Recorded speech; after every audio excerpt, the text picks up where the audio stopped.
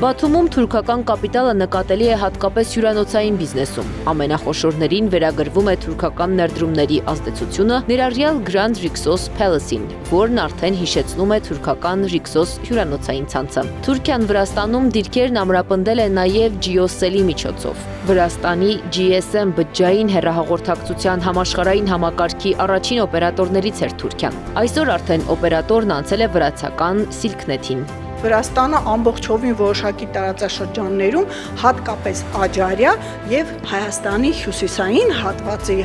մասում մենք տեսանք թուրքական ներդրումների եւ բնակչության աճ, որովհետև շատ հաճախ այդ ընկերությունները, որոնք այնտեղ ինչ-որ շինարարական կամ այլ աշխատանքների անվան տակ իբրև թե ներդրում էին անում, աշխատուժը բերում էին Թուրքիայից եւ իրենք այդտեղ արդեն բնակեցվում են։ Այսինքն մենք տեսանք հստակ քաղաքականությամբ իրականացվող ժողովրդագրական պատկերի փոփոխման։ Բաթումում արդեն իսկ վերահսկողության տակ են արտասահմանյան ներդրումներով շինթույլտվությունները։ Թբիլիսին թուրքականի փոխարեն փորձում է երկիր բերել եվրոպական, ամերիկյան, չինական ներդրումներ։ Վրաստանը ոչ միայն դիվերսիֆիկացնում է շուկան, այլև զսպում Թուրքիային։